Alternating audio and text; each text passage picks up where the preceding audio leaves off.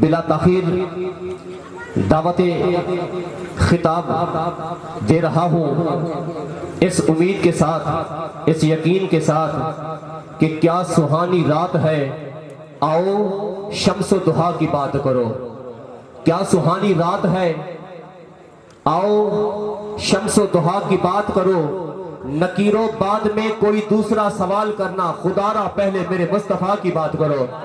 آپ کے نعروں کی گونج کے اندر آل نبی، اولاد علی، جگر گوشہ حضور غزالی زمان، راضی دوران، پروردہ امام اہل سنت، صاحبزادہ والا شان سید جاوید سعید شاہ صاحب کاظمی دامت برکات والعالیہ کو دعوت سخن دے رہا ہوں۔ نعروں کی گونج میں استقبال کیجئے گا۔ نعرہ تکبیر، نعرہ رسالت، نعرہ تحقیق، نعرہ حیدری، حیدری، حیدری، نعرہ غازیہ، سرکار کی آمد، نجپال کی آمد، مکی کی آمد، مدنی کی آمد، مدنی کی آمد، فیضان کرم حضور غزالی زمان۔ نحمده ونصلي ونسلم على رسوله الكريم، أما بعد فأعوذ بالله من الشيطان الرجيم، بسم الله الرحمن الرحيم۔ إن الله وملائكته يصلون على النبي يا أيها الذين آمنوا صلوا عليه وسلموا تسليما۔ اللهم صل على محمد وعلى آل محمد كما صليت على إبراهيم وعلى آل إبراهيم إنك حميد مجيد۔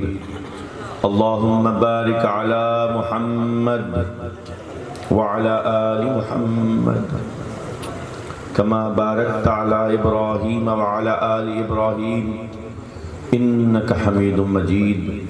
الصلاة والسلام عليك يا سيدي يا رسول الله وعلى آلك وأصحابك وأزواجك وعترتك يا حبيب الله۔ حاضرین محفل، یہ ہمارے تحریک تنظیم السعید ضلع رحیم یار خان کے صدر جناب الیاس قادری صاحب کو میں مبارکباد پیش کرتا ہوں کہ یہ جو مجھے ہمیشہ بلاتے ہیں اور یہ جو آپ کا تنظیم ہے، کیا مرکزی انجمن میلاد کمیٹی میلاد النبی صلی اللہ علیہ وسلم، ان کو خصوصاً یہ کریڈٹ جاتا ہے کہ عرصہ دراز سے مسلسل یہ پروگرام اپنی آب و تاب سے جاری و ساری ہے۔ 63 سال ہو گئے، اور 63 کا مطلب یہ تو پھر یہ اسپیشل مطلب وہ ہو گیا نا، 63 کا ہنسا بھی پورا ہو گیا۔ یہ بڑی برکت ہے، میرے آقا کی ولادت کا دن بھی، مہینہ بھی، اور 63 کا ہنسا بھی پورا ہو گیا۔ اللہ تو یہ بہت ہی اہم بات ہے کہ انعقاد کا حسن ہوتا ہے، لوگوں کو دعوت دی جاتی ہے، لوگ تشریف لاتے ہیں، بات چیت ہوتی ہے، اور بے شمار مقررین آتے ہیں، ہر روز ایک آدھ مقرر کا خطاب اور وہ ٹائم سے پھر واپسی۔ یہ انتظام کا حسن ہے، اور پھر جو معززین علاقہ تشریف لاتے ہیں اور بزرگ لوگ، یہ یہاں پہ بزرگوں کا آنا اس بات پر دلیل ہوتا ہے کہ کسی محفل کی اوتھینٹیکیشن ہوتی ہے۔ جہاں پر بزرگ آتے ہیں نا، وہ سمجھا جاتا ہے کہ ہاں بھئی یہ چیز، یہ جگہ، یہ سٹیج، یہ قول، یہ فعل، یہ عمل، یہ مستند ہو گیا۔ تو ان کی موجودگی سند ہو جاتی ہے اس بات پر کہ ہاں یہاں پر حاضری بہت ضروری ہے، اور یہاں پہ جو بات بھی کہی جائے گی وہ اچھے سے سنی جائے گی، سمجھی جائے گی۔ تو پچھلے ایک آدھ سال سے میری بات چیت بڑی کنٹروورشل ہو رہی تھی۔ میں نے اس بات کا ادراک کیا ہے کہ میں کوئی ایسی بات یہاں پر آج نہ کروں، کیونکہ ویسے تو الحمدللہ پہلے بھی جو باتیں کرتا رہا ہوں، آج کا دن میری تمام باتیں ثابت کر رہا ہے، لیکن میں اس طرف نہیں جاتا۔ حاضرین محترم، ایک اور جہت، ویسے تو علماء ہر جہت میرے آقا کی پیش کرتے ہیں، لیکن یہ جہت اس کے اوپر کم بات چیت ہوتی ہے، تو میں یہ جہت آج پیش کرنا چاہتا ہوں، اس کو چاہتا ہوں کہ یہ زیادہ پروموٹ ہو، خصوصاً نوجوانوں میں میرے آقا کی زندگی کا یہ عکس اور یہ پہلو۔ دیکھیے، ہم نا روحانیت والی باتیں بہت کرتے ہیں، سرکار کے کمالات اور میرے آقا کے معجزات کی بہت بات کرتے ہیں، اور میرے آقا کے اتنے معجزات ہیں کہ جتنی بھی بات کی جائے وہ کم ہے، لیکن جو دنیاوی معاملات میں جو تدبیر کا پہلو ہے وہ کہیں دب جاتا ہے، سبحان اللہ، اور وہ بڑا امپورٹنٹ آسپیکٹ ہے، کیونکہ ہمارے اندر تو وہ کمالات اور وہ معجزات نہیں ہیں۔ جب ہمارے اندر نہیں ہے تو ہم نے حضور کی اس چیز کو تو فالو کرنا ہے نا جو تدبیر کے ذریعے عام کی گئی اور سبق دیا گیا، تو لہٰذا امت کو اس طرف توجہ دلانا، بہت سارے لوگوں نے اس طرف نظر کی ہے، آج میں بھی تھوڑی سی کوشش کرتا ہوں۔ مثال کے طور پہ حضور کی زندگی کا ایک بہت اہم واقعہ غزوہ بدر۔ اب مارکہ بدر میں آپ نے وہ بہت باتیں سنی ہیں، وہ فرشتوں کا اترنا اور وہ سارا اور وہ معاملہ، لیکن کچھ as a student of military sciences میں آپ سے عرض یہ کروں گا، میرے آقا بدر کے میدان میں پہلے پہنچ گئے، اس سے پہلے کہ کفار آتے، کیونکہ مدینہ کے قریب تھا میرے آقا، تاکہ وہ اپنی پسند کی زمین پڑاؤ کے لیے خود پسند فرما لیں پہلے، اور دشمن مجبوری میں وہ زمین لے جس کو مسلمان رد کر دیں یا میرے آقا پسند نہ فرمائیں، تو ایک چوزنگ آف گراؤنڈ پر جو سپیریورٹی قائم ہوگی وہ حاصل ہو جائے۔ تو حضور پہلے تشریف لے گئے، وہاں پہ پڑاؤ کیا، حضور نے ریت کے ایک بہت بڑے ٹیلے کو یا سیریز آف ڈیونز کو، یعنی ایک ٹیلوں کا ایک تسلسل تھا، اس کو آپ نے اپنے پڑاؤ کے لیے منتخب کیا، اور زیادہ بڑا لشکر تو تھا نہیں، کتنے تھے بدر میں؟ کیا بات ہے! مسلمانوں میں لگتا ہے کہ ہاں ہمارے علماء یقیناً آپ کی تربیت ضرور کرتے ہیں، اور آپ کے والدین کے قلوب میرے آقا کی جو سیرت طیبہ ہے اس سے بالکل معمور اور تازہ دم ہے۔ تو 313 بہت بڑا لشکر تو ہوتا نہیں ہے، تو بہت زیادہ سپیس چاہیے بھی نہیں تھی، تو ڈیونز کے اوپر جب لگایا تو کچھ صحابہ نے عرض کی، حضور یہ تو ریت ہے، یہاں تو مورچہ بنانا، کھدائی کرنا، خیمہ لگانا یہ بڑا مشکل ہوگا، یہ بڑی پریشانی ہوگی، اور یہاں ریت ہے، یہ ہمارے جو چمکتے ہوئے آلات ہیں حرب کے، نیزے ہیں، ان کی انیاں ہیں، ان کی نوکیں ہیں اور تلواریں ہیں، ان کی دھاریں ہیں، یہ ان کو گدلا دے گی اور دھندلا دے گی۔ تو میرے آقا نے اس طرف توجہ نہیں فرمائی، اور آپ نے کہا نہیں یہ بہتر ہے۔ اچھا، کفار پہنچے کہیں مغرب کے وقت، جو مجھے روایات سند لگتی ہیں میں اس کے مطابق بات کرتا ہوں، کفار مغرب کے وقت پہنچے، تقریباً 4 یا 5 دن کا سفر کر کے مکہ شریف سے،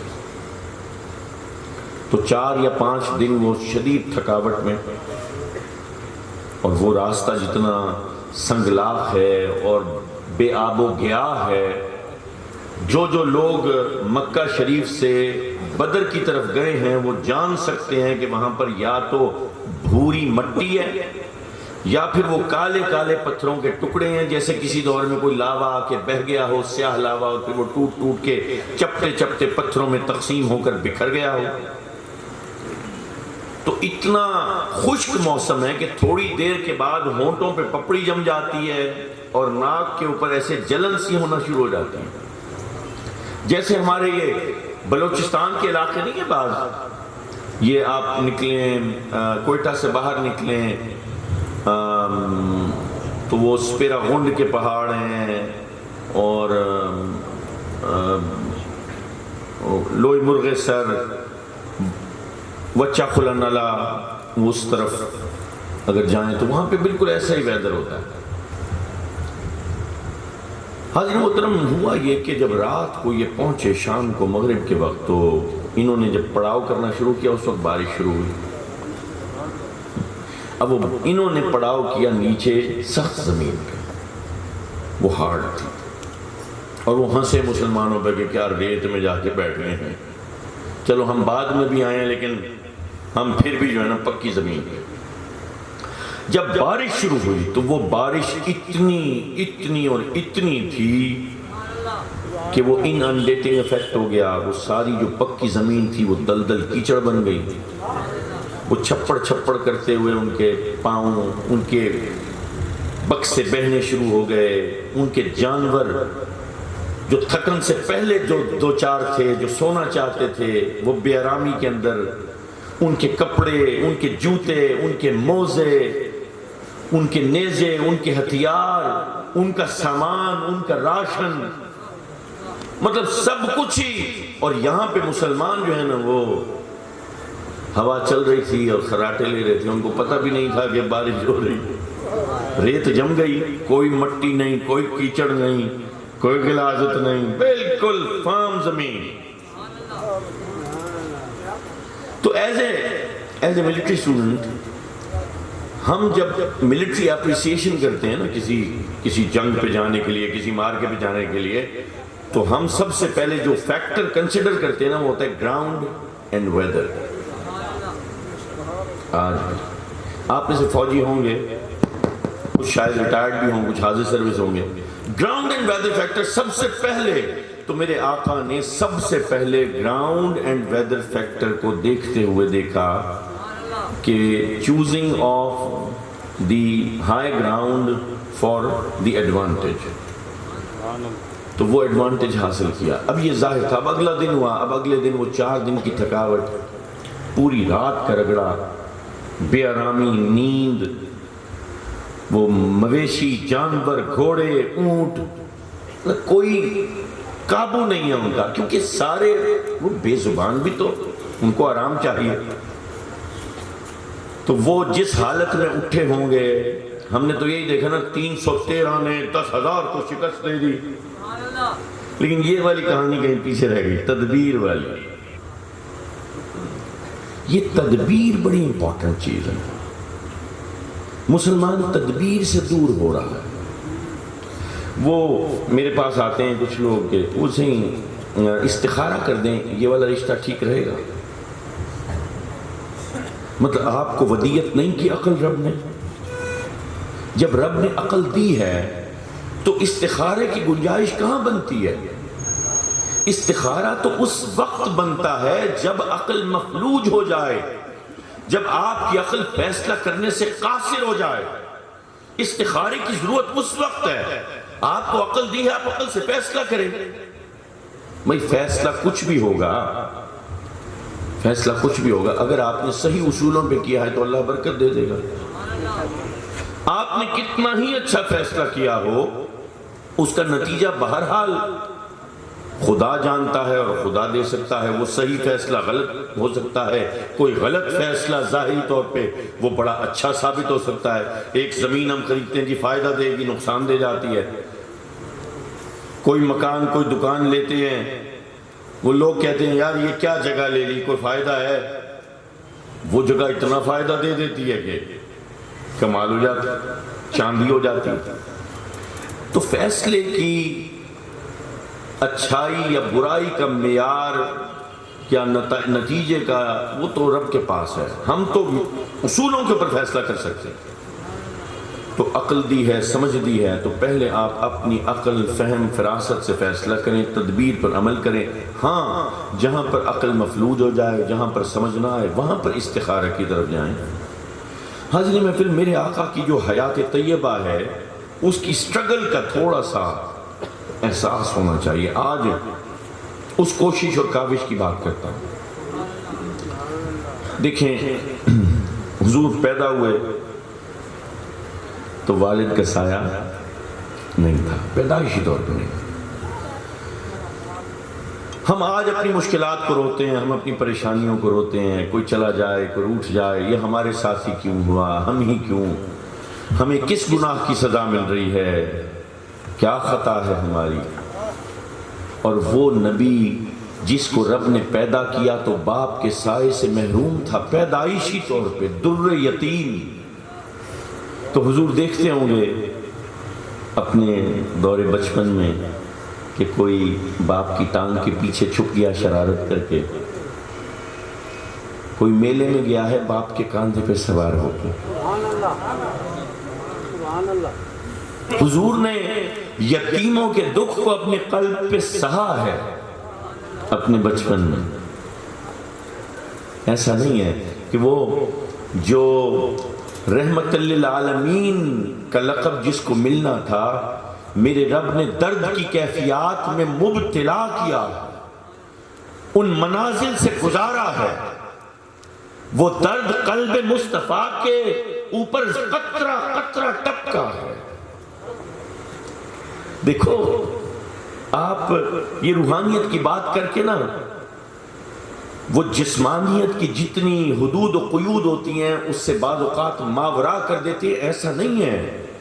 حضور کو زخم کی تکلیف بھی برداشت کرنی پڑی ہے. حضور کو باتوں کی تکلیف، جب کوئی کہتا تھا نا کہ جی اس کی اولاد نہیں چلے گی،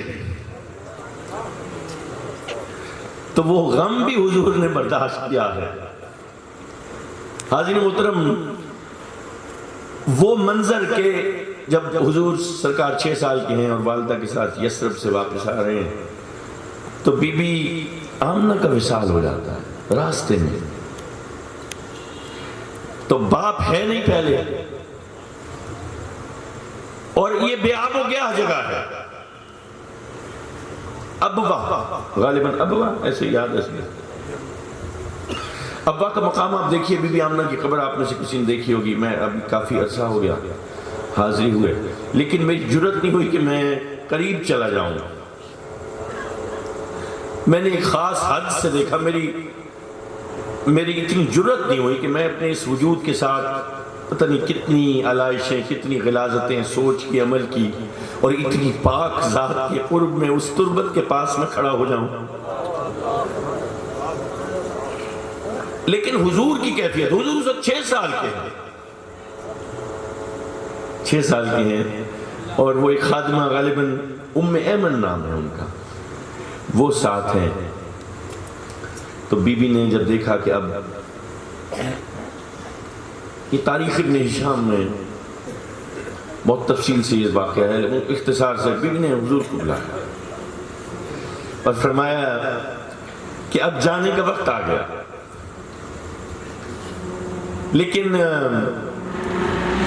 جس ماں کا میرے بیٹے جیسا بیٹا ہو اس کا ذکر قیامت تک ختم نہیں ہوگا، اس ماں کا ذکر قیامت تک جاری رہے گا. اور پھر بی بی ام ایمن کو بتایا کہ دادا کے حوالے کرنا. ابن ہشام لگتا ہے جب بی بی کی آنکھیں بند ہوئی نا تو حضور اپنی والدہ سے کلام فرما رہے اور والدہ کو کہہ رہے ہیں ماں اٹھے، ماں آنکھیں کھولیں. وہ 6 سال کا بچہ جس کا باپ سر پہ نہیں ہے، 6 سال کی عمر میں ماں ایک خادمہ کے ہاتھ میں ہاتھ دے کے لق و دق صحرائے ابوا میں چھوڑ کے جا چلی گئی.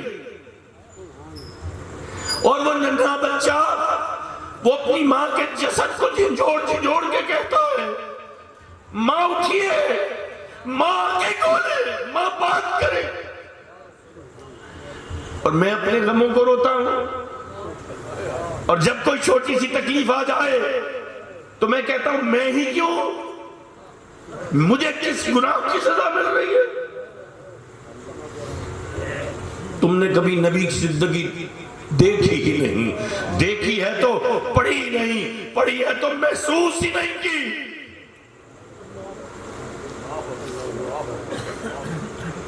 اس کے لیے 6 سال کے بچے کا قلب چاہیے، وہ کرب، ماں کے بچھڑنے کا کرب، وہ دکھ، وہ رنج، وہ ملال،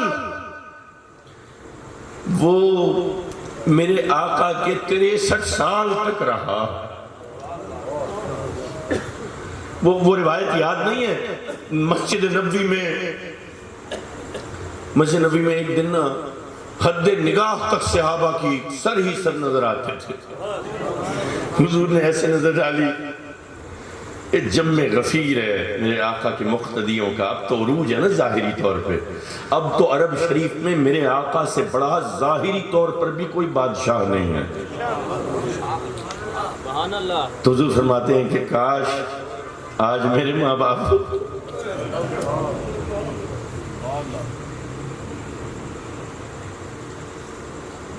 کاش آج میرے ماں باپ ہوتے.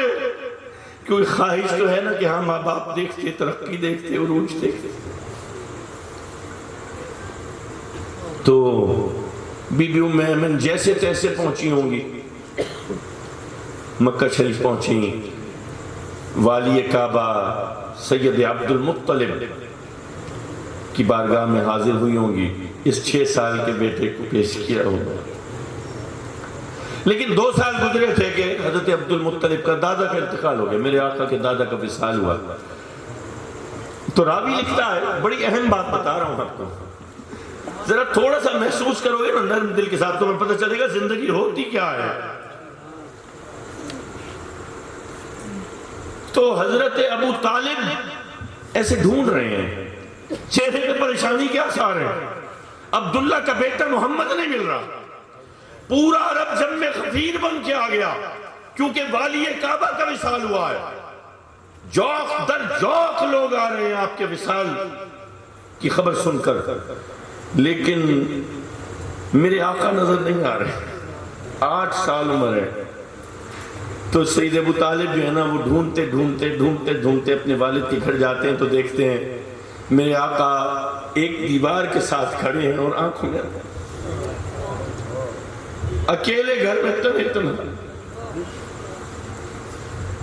وہ حضور کی آنکھوں سے جو آنسو ٹپکے ہیں وہ خوشی میں ٹپک رہے ہیں. سینہ مصطفیٰ نے جو درد، رنج اور علم کی کیفیات کو محسوس کیا ہے، امتیوں تم اس کا اندازہ نہیں لگا سکتے. لوگوں، وہ حضور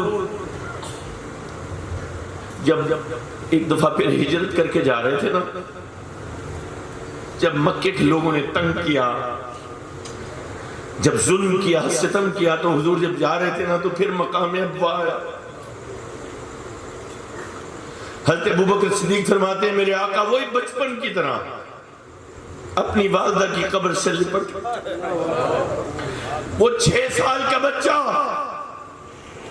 اس کے گیڑے میں، لیکن ماں کی محبت وہی وقت یاد آیا. ام ایمن ساتھ تھی. میرے آقا لپٹ گئے، میرے آقا کے آنسو بہنا شروع ہوئے، آنکھوں نے رونا شروع کیا، جھڑی لگ گئی. صدیق اکبر بتاتے ہیں حضور کی داڑھی ماں یاد آ رہی تھی کہ کیسے گئی تھی، ماں نے کیسے بلایا تھا، ماں کیسے پیار کرتی تھی، ماں کیسے محبت کر. 6 سال ماں نے محبت نچھاور کی ہے میرے آقا پر. وہ 6 سال زندگی کے میرے آقا بھولتے نہیں، یاد کرتے ہیں. ایک دن حضور عشاء کی نماز پڑھاتے ہیں تو اس کے بعد فرماتے ہیں میرے آقا کے کبھی کبھار میرا دل کرتا ہے کہ میں نماز پڑھ رہا ہوں اور میری ماں کسی کام کے لیے مجھے آواز دے دے، محمد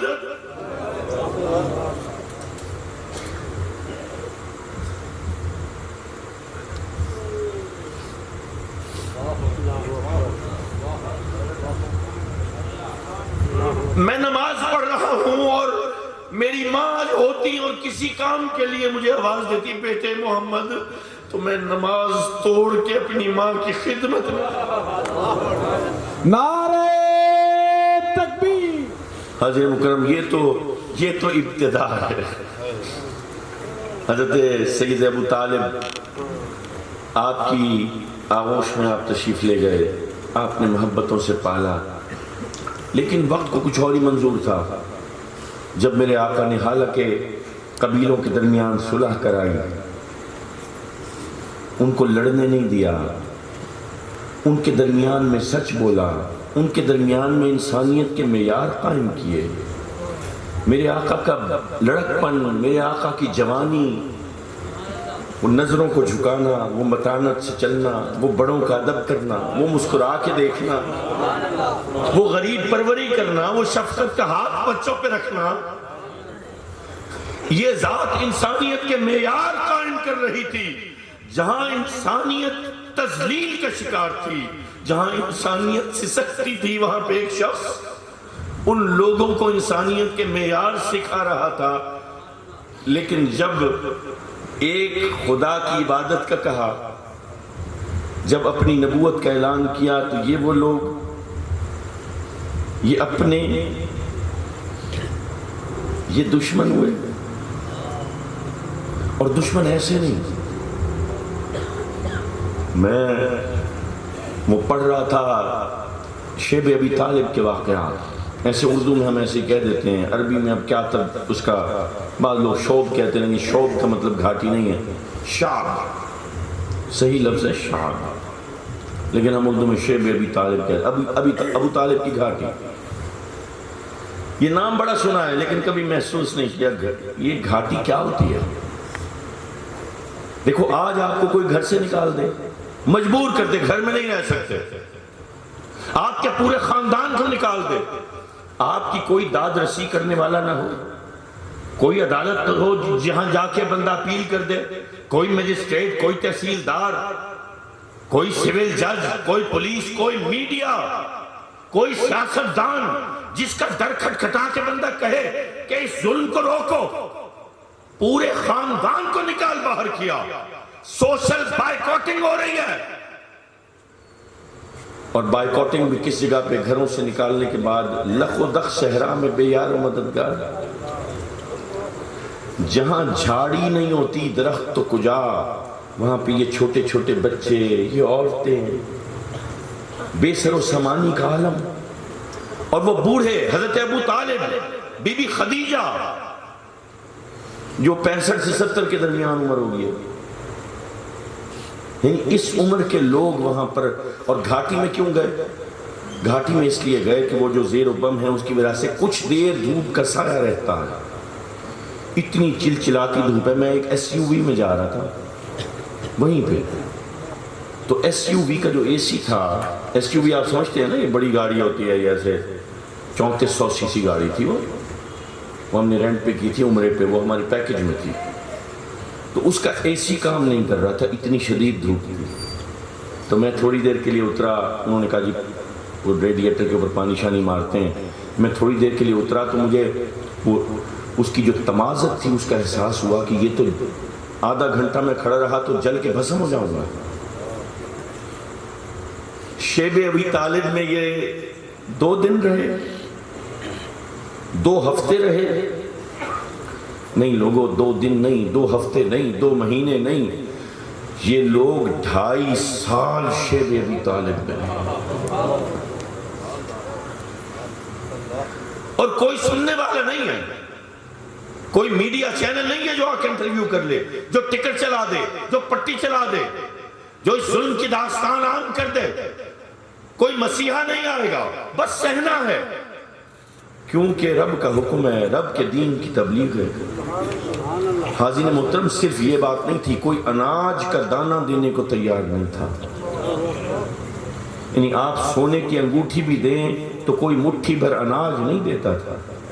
وہ آپ واقعات پڑھیں تو پتہ چلتا ہے کہ وہاں شیب ابی طالب کی گھاٹی میں جب بیمار پڑنے لگے، جب کمزور ہونے لگے، جب یہ چربی گھلنے لگی اور ہڈیوں پر چمڑی کے علاوہ کچھ نہ رہ گیا،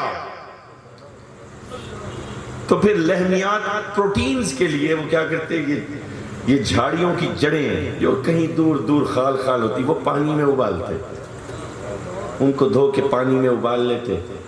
وہ ابال کے اس میں کچھ پریسیپیٹیٹ آ جاتا، طاقت آ جاتی پلانٹ پروٹین کی، وہ پیتے تاکہ کچھ طاقت تو رہے. 2.5 سال گزارے. آج کوئی نکال کے تو دکھائے ہمیں، آج کوئی پتھر بھی مار دے، آج گریبان سے نہ پکڑ لے، آج شور نہ مچا دے. چونٹی بھی ہے چاہے ہو ہاتھی کی سونڈ میں نہ گھس جائے، لیکن وہ دور، وہ تکلیف، وہ کرب، اور جب جس سال یہ ختم ہوا، شیب ابی طالب کا دور ختم ہوا، کہ کیسے بچے روتے ہوں گے سارا دن، کیسے بلکتے ہوں گے، کیسے ماؤں کی چھاتیاں دودھ سے خشک ہوئی۔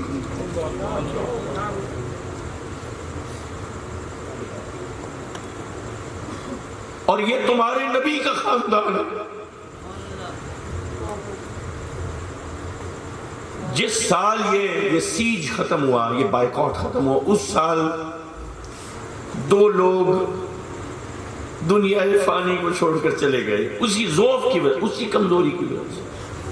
ایک حضرت ابو طالب کا وصال ہو گیا، وہ بوڑھا جسم برداشت نہ کر سکا، اور ایک بی بی خدیجہ الکبریٰ کا وصال ہو گیا، اور اس کو غم کا سال میرے آقا نے قرار دیا۔ میری آقا کی آنکھوں سے آنسو گرتے، میرے آقا نے فرمایا یہ میرے لیے غم کا سال ہے۔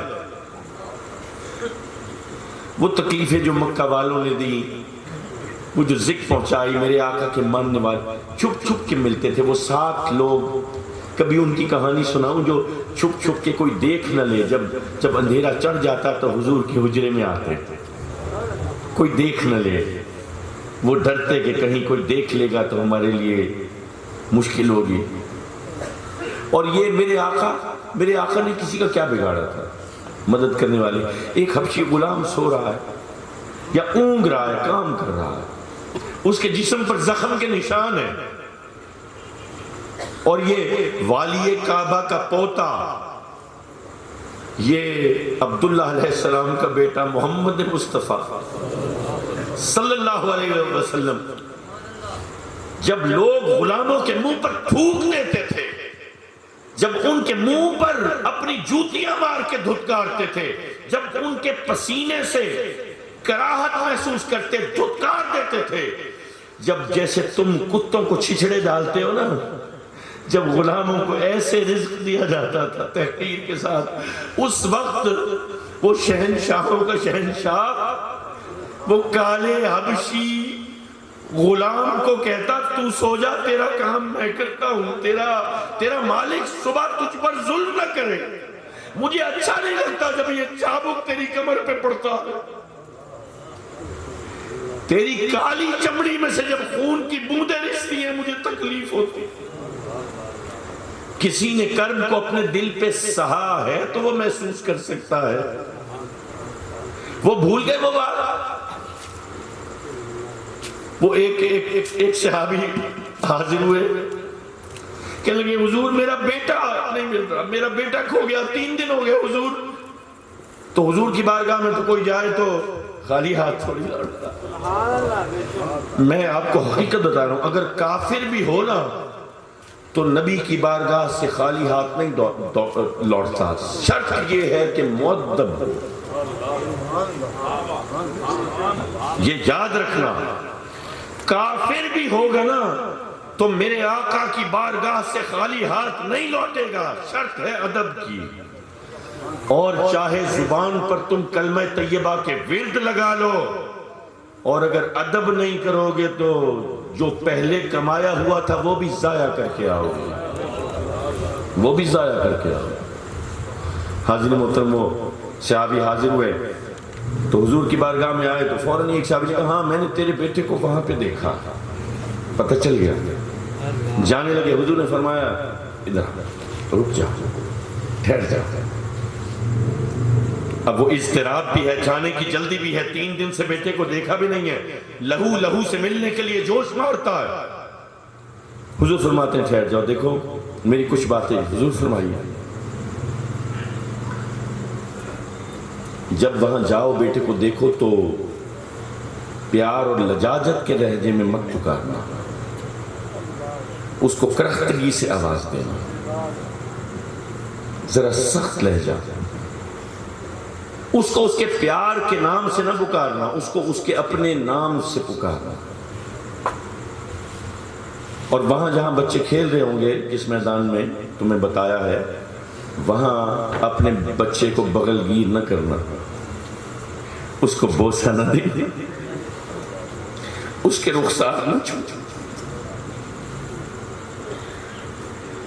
اجازت دی جانے کی، لیکن انہوں نے کہا حضور آپ کا جو حکم ہے وہ تو بجا ہوگا، لیکن اس کی وجہ بھی فرمائیں، میں باپ ہوں، تڑپتا ہوں، میرا دل کرتا ہے اس کو وہیں جا کے اپنی باہوں میں سمو لوں، اس کے وجود کے بوسے لوں، اس کو اس کے پیار کے ناموں سے پکاروں، اپنی آنکھوں سے آنسو بہاؤں۔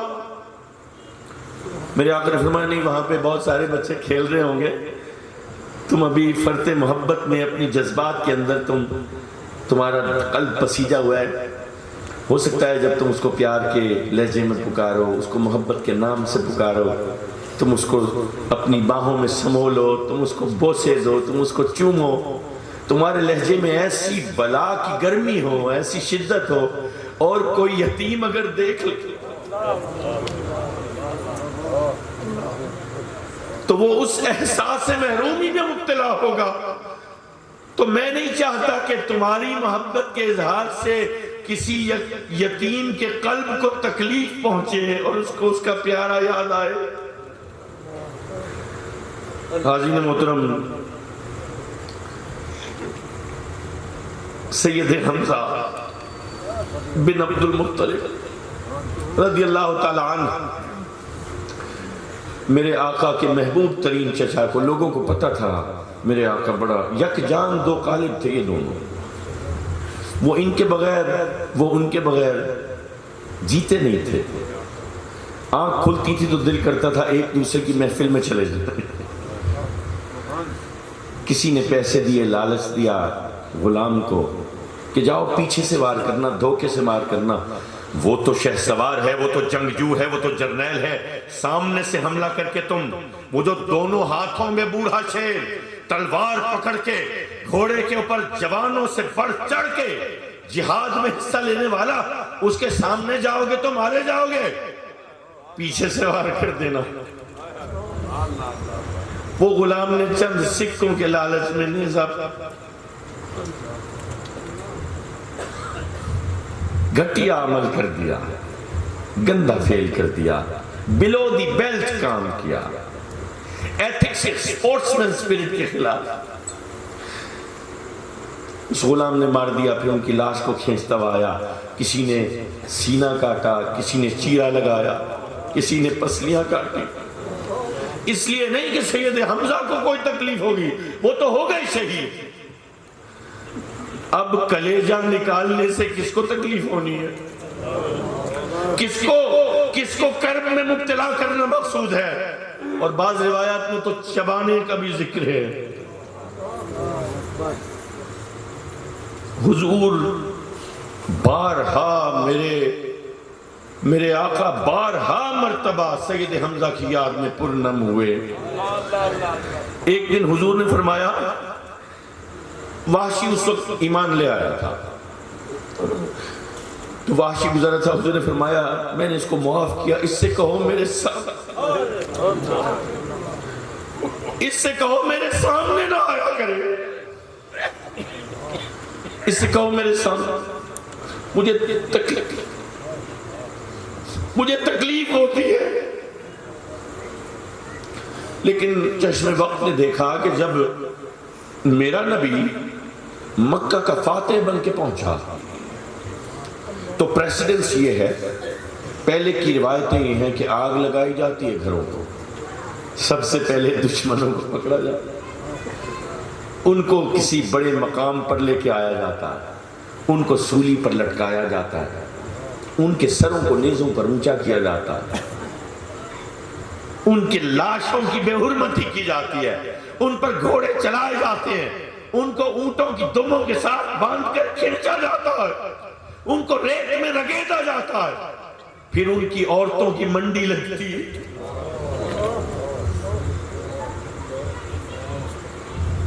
یہی وجہ تھی نا، ایک رات پہلے جب ابو سفیان کھڑا تھا اونچی جگہ پر، اور نیچے ایسے خیموں کا سمندر تھا، وہ خیموں کا سمندر دیکھ کے نا کانپنا شروع ہو گیا۔ وہ خیموں، ہر خیمے کے آگے ایک مشعل لگی تھی، بالکل ایسے سیمیٹریکل، سیدھی سیدھی لائنیں۔ تو وہ پریشان ہو گیا، اس کے ماتھے پہ شکن آ گئی کہ اتنے تو ہمارے جانور، مویشی، چرند پرند، مرد، عورتیں، بچے ملا کے نہ ہوں گے جتنے خیمے لگے ہیں، ایک ایک خیمے میں 10 سپاہی۔ تو وہ سوچ کے کانپ رہا تھا، اس کو غزوہ بدر یاد آ رہا ہوگا، وہ خندق، وہ احد، جب بڑے مسلمانوں کو شہید کر دیا، وہ سب یاد آ رہا ہوگا، وہ دشمنی یاد آ رہی ہوگی، اس کو وہ نیزہ جو وحشی کے ہاتھ سے نکل کر حمزہ کی پیٹھ میں گھپا تھا وہ بھی یاد آتا۔ اس کو پتا تھا کہ بدلہ کیسے لیا جاتا ہے، اس کو پتا تھا روایتیں کیا ہیں، اس کو اگلے دن اپنی موت نظر آ رہی تھی۔ لیکن جب اگلا دن چڑھا تو تمہارے نبی نے اعلان کیا میں نے معاف۔ اتنا بڑا دل کسی کا ہو ہی نہیں سکتا جب تک اس نے غموں کو سہارا ہو، جب تک اس نے کرب کے پہاڑوں کو اپنے سینے پر بوجھ کے طور پہ رکھا نہ ہو۔ اور نہ صرف ان کو معاف کیا بلکہ فرمایا ابو سفیان کے گھر کو امان، جو گھر میں داخل ہو جائے اس کو امان، جس کے گھر کو دارالامان بنا دیا۔ لوگوں یہ تمام تکالیف، یہ تمام مصائب، یہ تمام مصیبتیں میرے آقا نے جھیلی، لیکن کیا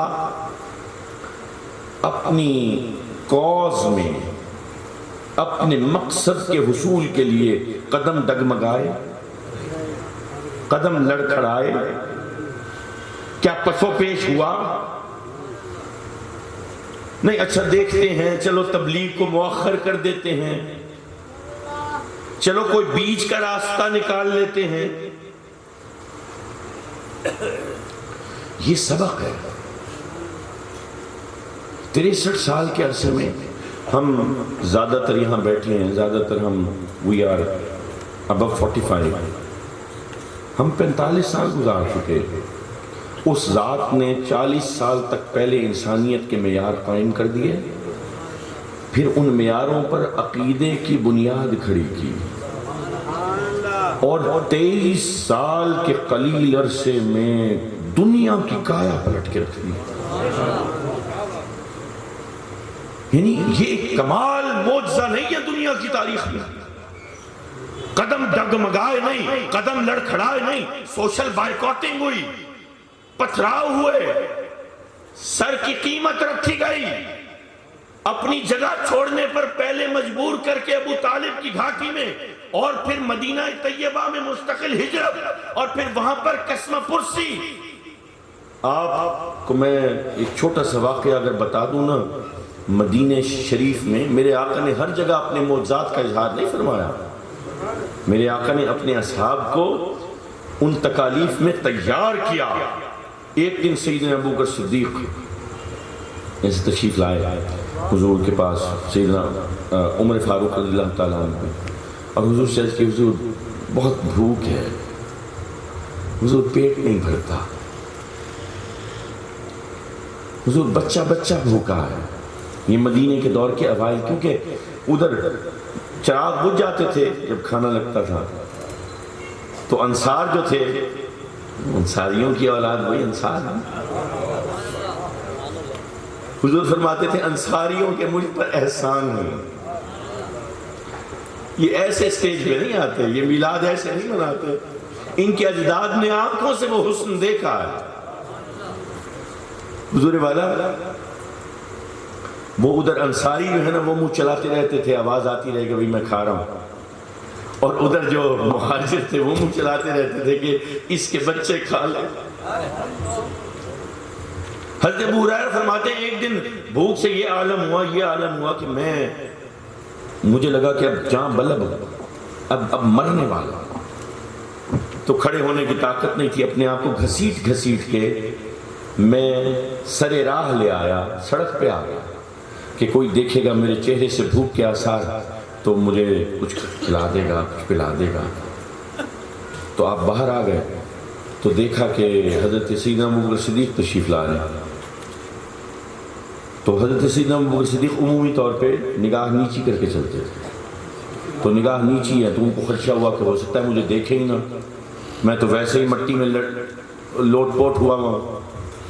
تو انہوں نے کہا چلو متوجہ کرنے کے لیے ان سے کوئی مسئلہ پوچھتے ہیں دین کا. تو جب سیدنا ابو بکر صدیق تشریف لائے تو آپ نے فرمایا صدیق اکبر میں آپ سے ایک مسئلہ پوچھنا چاہتا ہوں. وہ مسئلہ دریافت کیا. حضرت ابو بکر صدیق رضی اللہ تعالیٰ عنہ نے وہ مسئلہ بتایا. چل دیے تو وہ داد رسی نہیں ہوئی. وہ جو اصل معاملہ تھا وہ پوچھا نہیں گیا. بھوک کا وہی عالم ہے. پھر دیکھا کہ حضرت عمر فاروق رضی اللہ تعالیٰ عنہ تشریف لائے. جب وہ قریب آئے تو آپ نے بھی ان کو اپنی طرف متوجہ کرنے کے لیے یہی طریقہ اپنایا اور عرض کی کہ یا عمر آپ سے ایک مسئلہ پوچھنا تھا. وہ مسئلہ پوچھا. حضرت عمر فاروق رضی اللہ تعالیٰ عنہ نے وہ مسئلہ بتایا، اس کی جہتیں بتائیں. حضرت عمر فاروق چل دیے. اب دل ڈوبنا شروع ہو گیا. اب کیا، اب تو بس جاں بلب ہوں، اب تو بس آخری وقت ہے. آنکھیں ڈب ڈبانے لگیں، دھندلی ہو گئیں. فرماتے ہیں میں نے دھندلی آنکھوں سے دیکھا حضور تشریف لا رہے ہیں.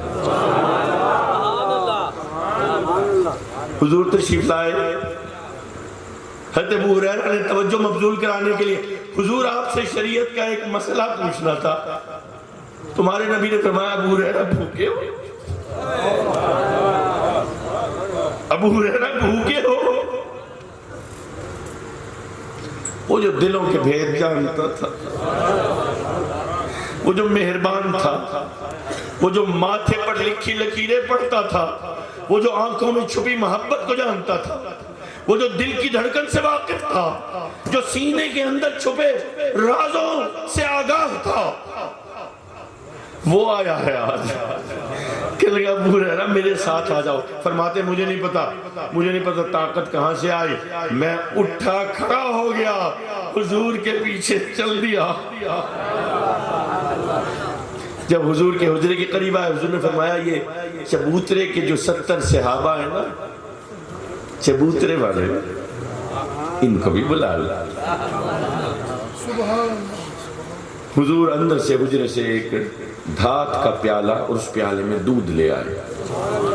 سب کے سامنے حضور نے اپنی داہنے ہاتھ یا انگشت شہادت جو ہے اس میں ڈبو دی. ڈبونے کے بعد فرماتے ہیں میری طرف بڑھا دی. میں نے پیالی کی طرف دیکھا، اپنی بھوک کا سوچا یہ میرا کیا کرے گا. لیکن ڈوبتے کو تنکے کا سہارا. بھوک اتنی تھی میں نے لبوں سے لگایا. میں پیا، میں نے پیا، میں نے پیا، میں نے اتنا پیا کہ میری بھوک مٹ گئی.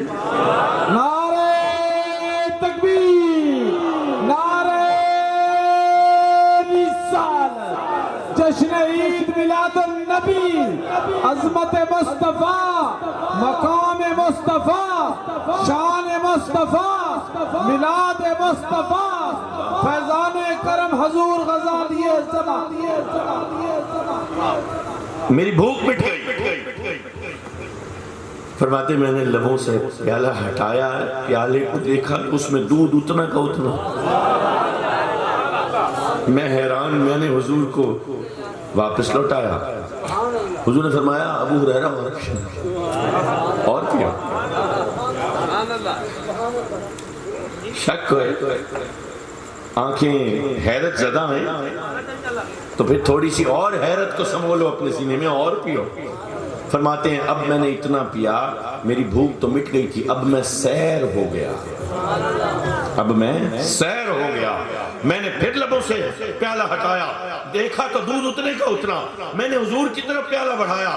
میرے آقا نے فرمایا ابو ہریرہ اور پیو. فرماتے ہیں پھر جو میں نے پیا تو اتنا پیا کہ اب پینے کی گنجائش نہ رہی. پہلے بھوک مٹی، پھر میں سیر ہوا، پھر اتنا پیا کہ اب مزید پینے کی گنجائش نہ رہی. پھر جب میں نے بڑھایا تو حضور نے وہ پیالہ لے کے اپنے چبوترے کے اصحاب کی طرف بڑھا دیا. پھر ایک ایک نے پیا اور خوب سیر ہو کے پیا. اور جب پی لیا 70 نے اور 1 71 ابو ہریرہ تو جب حضور کی طرف بڑھایا گیا تو میں نے دیکھا دودھ اترنا ہی تھا. کہتے ہیں پھر وہ 71 صحابہ کے منہ کا لگا پیالہ جب حضور کے پاس آیا تو مہمان نواز نے، تواضع کرنے والے نے اب اپنے منہ سے لگایا. آج میں یوسی چیئرمین بن جاؤں نا تو میں اپنے ووٹر کا جھوٹا نہیں پیتا. یار بیا گلاس کیا نہیں، تیرے کو تمیز کیا نہیں، جھوٹا پلے سے مجھے جھوٹا پلائے گا، تمیز سکھانا شروع ہو جاؤں گا. پنجابی ہوں تو پنجابی میں، سرائکی ہوں تو سرائکی میں. وہ میرا نبی 70 مہمانوں کا جھوٹا پی رہا ہے، 70 مہمانوں کا. وہ بتا رہا ہے عزت کے معیار کیا ہے، وہ بتا رہا ہے محبتیں بانٹیں کیسی جاتی ہیں. وہ نبی بتا رہا ہے کہ جب جب تم بھوک میں مبتلا ہو، جب تک تم غم کی صورت میں ہو، مایوس نہ ہونا. نبی نے بھی اور نبی کے اصحاب نے بھی ان بھوک پیاس سب کو برداشت کیا ہے. وہ آخری روایت پیش کرتا ہوں اور پھر اجازت. ہوا کیا، یہ محسوس کرنے میں، ایک دن حضور بیٹھے ہیں، اصحاب بھوکے، تو سیدنا ابوبکر صدیق سے سیدنا عمر فاروق رضی اللہ تعالیٰ عنہ آ رہے ہیں حضور کی طرف، تو آپس میں ملاقات ہو جاتی ہے. تو حضرت عمر فاروق حضرت ابوبکر صدیق سے عرض کرتے ہیں اے صدیق آپ کیسے؟ انہوں نے کہا یا عمر مجھے بھوک بڑی لگ رہی تھی، برداشت نہیں ہو رہی تھی، تو سوچا حضور کی بارگاہ میں جاؤں گا، ان کے چہرے کو دیکھوں گا تو بھوک بھول جاؤں گا. تو یہ دونوں، انہوں نے پوچھا آپ کیسے؟ انہوں نے کہا بالکل میری بھی یہی قلب کی کیفیت تھی، میں بھی سیدھے ارادے سے نکلا تھا. یہ دونوں اصحاب حضور کی بارگاہ میں پہنچے، وہاں صحابہ مؤدب بیٹھے ہیں. تو ایک صحابی نے کھجوروں کا ٹوکرا پیش کیا حضور کی خدمت میں، نظر کیا کھجوروں کا ٹوکرا. حضور نے یہ کیا کہ حضور نے ابھی کھجور کھائی نہیں، حضور نے اس ٹوکرے میں سے ایک اوک کھجوروں کی، اوک سمجھتے اردو کا لفظ ہے، پلا دے اوک سے ساقی جو ہم سے نفرت ہے، پیالہ اگر نہیں دیتا نہ دے شراب تو دے غالب. اوک، ایک اوک میرے آقا نے بھری کھجوروں کی، اور اپنے غلام کو کہا جا یہ حسنین کے گھر دے.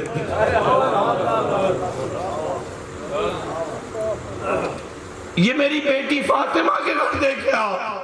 میرے نواسوں نے 3 دن سے کچھ نہیں. تو یہ مسائب کبھی ختم نہیں ہوئے، یہ مشکلات کبھی ختم نہیں ہوئی، کبھی ختم نہیں ہوئی.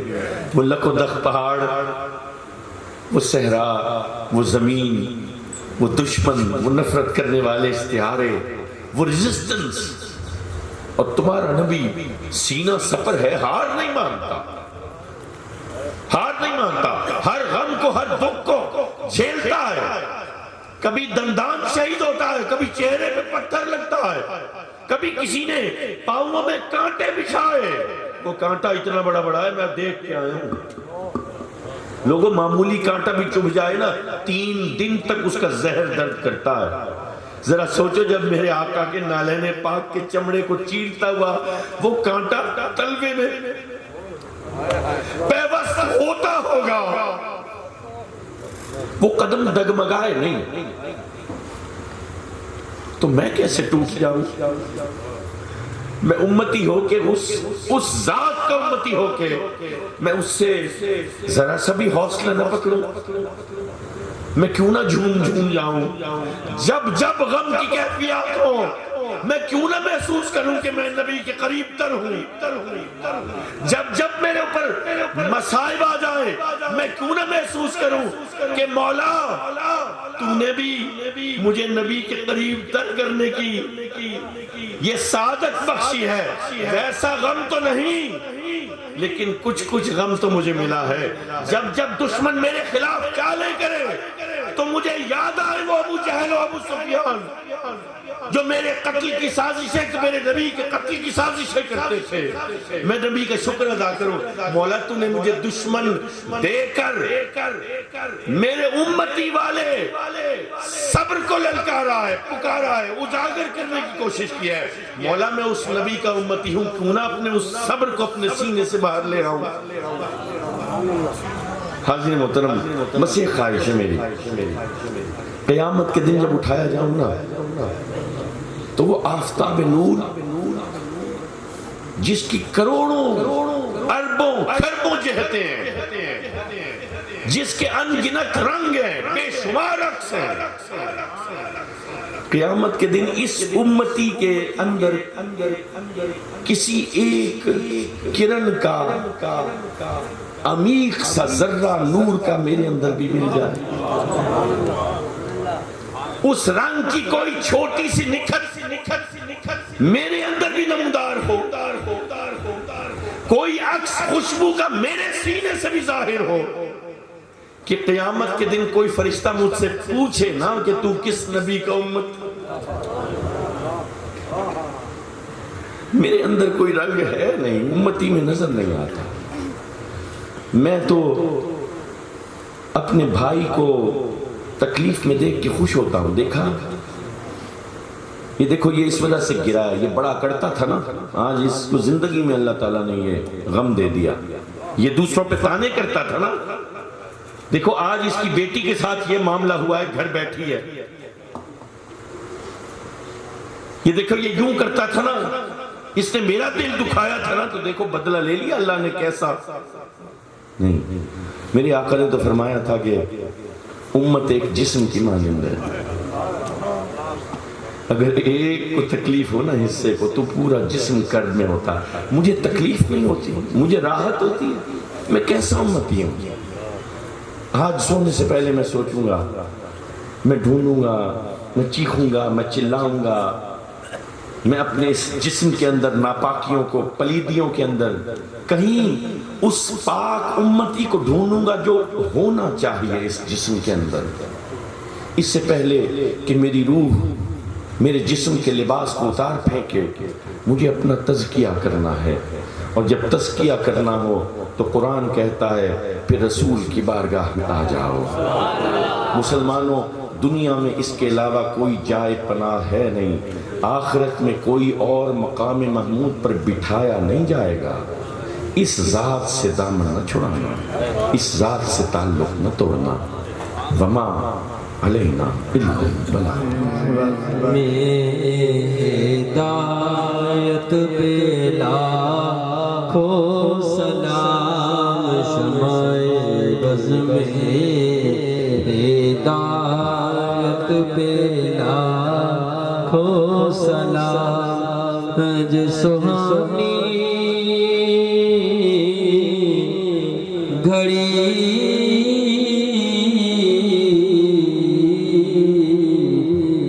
طیبہ کا تاج، سہانی گھڑی چمکا طیبہ کا تاج، دل افروز سعد پہ لاکھوں سلام، مصطفیٰ دست بستہ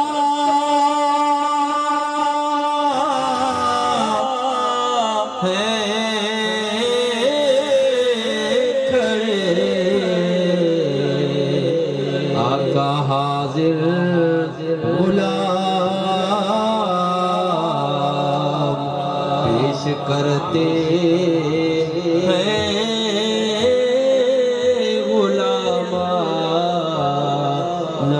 سلام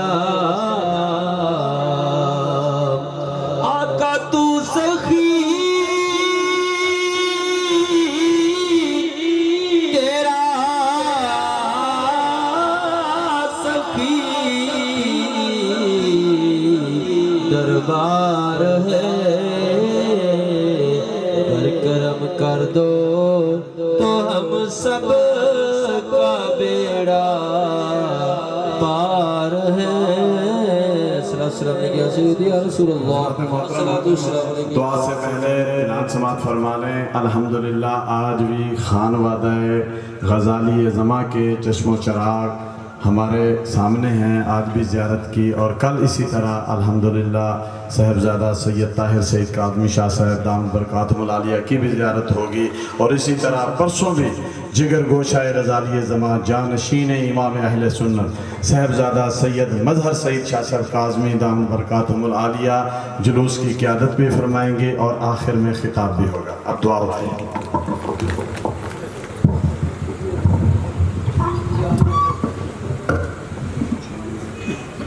اللہم صلی علی محمد وعلی آل محمد مبارک وسلم صلی علیہ. حاضرین محفل دعا حاصل محفل ہے. میں دعا کرتا ہوں میرا اللہ آج کی اس محفل کو قبول فرمائے، کیونکہ یہ محفل اس کی بندگی کے اقرار کے، اس کی بندگی کے آگے ہماری سر تسلیم جو جھکا ہے اپنی بندگی کے اظہار کے لیے، اس کی بڑائی کے اقرار کے لیے یہ ادا کی گئی. میرا اللہ اس کا ثواب میرے آقا کی بارگاہ میں پیش کر کے آپ کے وسیلہ جلیلہ سے تمام نبیوں رسولوں میرے آقا کے غلاموں نیک بندوں کی نیک روحوں کی بارگاہ میں پیش کر کے بالخصوص یہ جو انتظامیہ ہے، یہ جو ہماری مرکزی میلاد انجمن ہے میلاد کی، میرا اللہ اس کے جتنے بھی عہدیداران ہیں، جتنے بھی معاونین ہیں، جتنے بھی فنڈ دینے والے ہیں، جتنے بھی ان کے کارکنان ہیں، میرا اللہ ان کے جو پیارے محبت کرنے والے دنیا سے چلے گئے، میرا اللہ ان کی روحوں کو اس کا ثواب دے اور اللہ پاک ان کی بخشش فرمائے. اور جتنے حاضرین ہیں جو آج آئے محبت سے میرے آقا کی حب میں یہاں تشریف لائے، میرا اللہ ان کے جو لوگ پیارے محبت کرنے کے استعارے بچھڑ گئے، میرا اللہ ان کی روحوں کو اس کا ثواب پہنچائے. اور میرا اللہ سب بے اولادوں کو اولاد سے سرفراز فرمائے. جن کو بیٹے نہیں دیے ان کو بیٹے عطا فرمائے، جن کو بیٹیاں نہیں دی ان کے گھر میں رحمت اتار دے. جو بیمار ہیں ان کو شفا یاب فرمائے. اور بہت سارے لوگ بیمار ہیں. جناب انصاری صاحب اور میرے پیر بھائی ہیں، تو وہ جب بھی مجھے کوئی میرا پیر بھائی ملتا ہے، میں ابھی ان سے یہ بات کرنے والا تھا کہ انہوں نے پہلے کہہ دی، تو خسرو نے فرمایا تھا بوئے پیر آئے. تو میں آج آپ کو یہ راز کی بات بتاتا ہوں کہ جو آپ کے میں سے غزالی زماں کے ہاتھ پہ بیعت ہے، اگر وہ ٹیسٹ کرنا چاہتا ہے وہ میرے پاس آ جائے، میں صرف اس کو سونگ کے بتا دوں گا کہ ہاں مجھے خوشبو آتی ہے. میرے پاس اور کوئی ایسے میں کوئی یہ بڑے بڑے ولی ہوں گے میں تو بس یہ کہ خربوزے کو سونگتا ہوں. میں 20 سال سے اسی چونک میں غازی زمان کا مریض ہوا تھا. اللہ تو یہ آج مجھے خوشی نصیب ہوئی. اللہ پاک ان کو شفا یاب فرمائے، اللہ ان کو صحت یاب فرمائے، اللہ پاک ان کو بے عیب درازی عمر عطا فرمائے. اللہ پاک ان کے صاحبزادے کو ان کا دست و بازو کرے، ان کے سب صاحبزادگان کو صاحبزادیوں کا اللہ پاک ان کی وجود کی رحمتوں سے نہال فرمائے. میں بالخصوص جناب الیاس سعیدی صاحب کا شکر گزار ہوں کہ یہ مسلسل مجھ سے رابطے میں رہے اور پروگرام آگے پیچھے میں کرتا رہا، یہ اس حساب سے اس کو ایڈجسٹ بھی کرتے رہے میری طبیعت کے مطابق. تو یہ تنظیم السعید کے روح رواں اور میر کارواں، میرا اللہ ان کو عزتیں عظمتیں عطا فرمائے. اور میرے بھائی جناب قاری سلیم صاحب جو تحصیل صدر ہیں تحصیل رحیم یار خان کے تحریک بقائے اسلام کے، اور ضلع رحیم یار خان کے تحریک بقائے اسلام کے صدر جناب مولانا عمران سعیدی صاحب، میں ان کا شکر گزار ہوں کہ اللہ پاک ان کی وجہ سے میں یہاں پہ وقت سے پہنچا. یہ رابطے میں رہے، مجھے مسلسل بتاتے رہے کدھر جاؤں کیسے ہے. انہوں نے میری جو مصروفیات ہیں ان کو ایسے سیٹ کیا کہ میرا وقت بچ جائے اور زیادہ سے زیادہ لوگوں کے ساتھ نبھا لوں. میں ان کا شکر گزار ہوں. میں دعا کرتا ہوں میرا اللہ ان کے گھروں کو آباد فرمائے. آج کچھ لوگ پریشان ہیں، کچھ قرض میں ہیں، کچھ تنگ دستی میں ہیں. میں دعا کرتا ہوں، کچھ ایک بھائی نے میرے کہا کو پریشانیاں ہیں. کتنی پریشانیاں ہیں، ہم سب پریشانیوں میں گھرے ہیں، لیکن وہ رحمت للعالمین کے آمد کا مہینہ ہے، اسی کا صدقہ مانگتے ہیں. میرا اللہ سب کی پریشانیاں دور فرمائے، سب کی مشکلیں آسان فرمائے. حاجی اسلم جلال صاحب صدر ہیں اور حاجی نواز صاحب چیئرمین ہیں.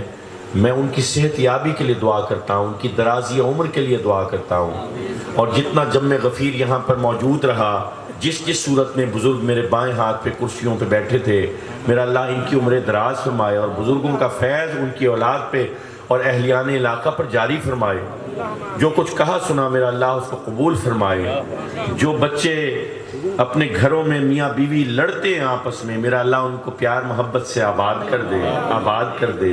گھر گھر کی کہانی ہے، اور ہدایت دے دے، زوجین کے قلب کو ایک دوسرے کے لیے نرم کر دے، نرم کر دے۔ وقتی طور پر جو غصہ آتا ہے اس کو پینے والا بنا دے، اور خصوصاً مردوں کو اپنی بیویوں کی 1000 خطاؤں کو معاف کرنے والا بنائے، ایک ایک دن میں 1000 خطاؤں کو معاف کرنے والا مرد بنا دے، اور یہی مردانگی ہے، اور یہی مردانگی ہے۔ میرا اللہ آپ کو اپنی ازواج پر نرم فرمائے، آپ کے قلب کو ہلکا کرے، اور میرا اللہ آپ کے گھروں کو آباد فرمائے۔ جو بچے بچیوں کے رشتوں کے سلسلے میں کوشاں ہیں، اللہ پاک ان کے بیٹوں کو، ان کی بیٹیوں کو آباد فرمائے، اور جو لوگ اپنے بچوں کے تعلیم کے حوالے سے پریشان ہیں، اللہ پاک ان کی بچوں کے تعلیمی اہداف کے حصول میں غیب سے مدد فرمائے۔ یہ MD-CAT کا امتحان ہونے والا ہے، میرا اللہ جو کنٹیسٹنگ کینڈیڈیٹس ہیں، میرا اللہ ان کو کامیابی سے سرفراز فرمائے، اور ان کو اچھا ڈاکٹر بنائے، اور ان کے ہاتھوں کو اپنی شفا کی تقسیم کا ذریعہ بنا لیں۔ کچھ لوگ درس نظامی میں ہیں، کچھ لوگ انجینئرنگ کر رہے ہیں، کچھ لوگ ڈینٹسٹ بننا چاہتے ہیں، کچھ لوگ میڈیکل کالجز میں ہیں اور ان کے لیے بڑا مشکل ہوا ہے کوپ اپ کرنا۔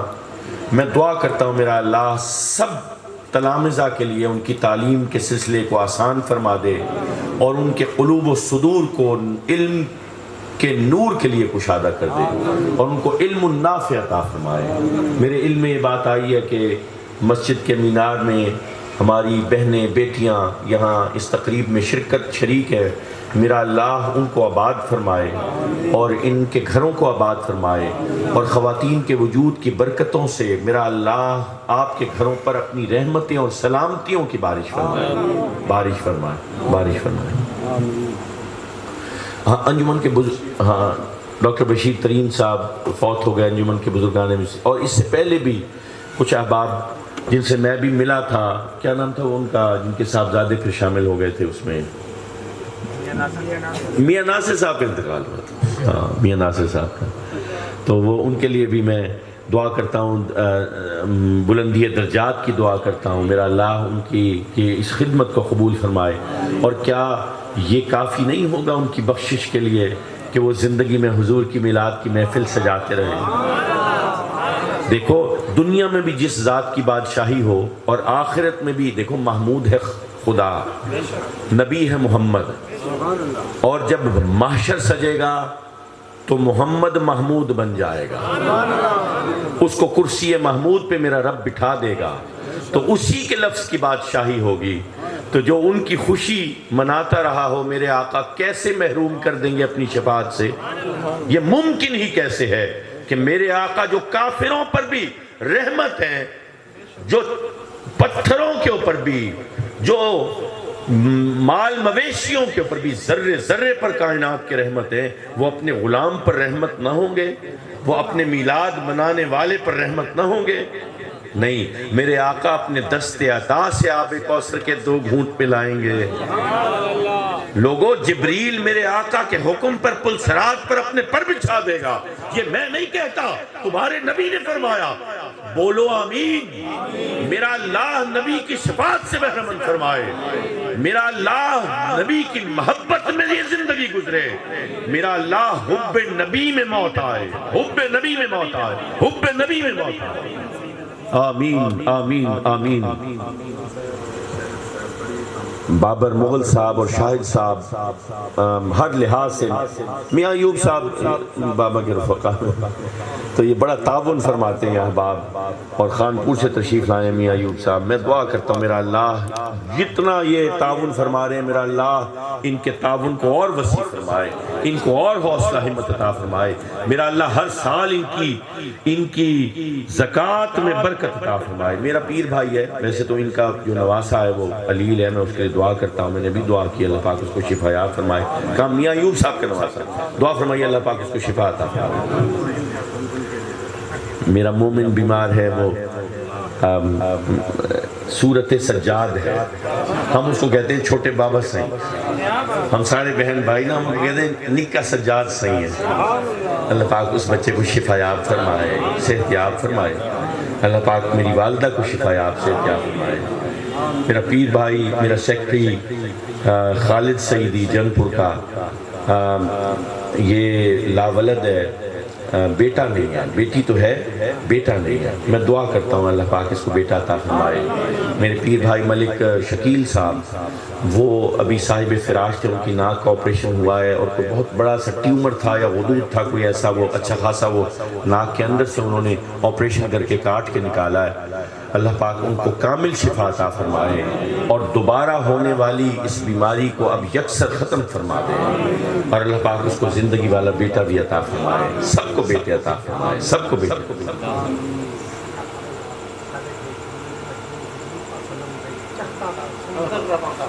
کتنی پیاری دعا کی ہے یہ دعا ہے، یہ ہر مومن کے دل کی آواز ہے۔ لا یؤمن حتی اکون احب الیہ من والدہ وولدہ والناس اجمعین۔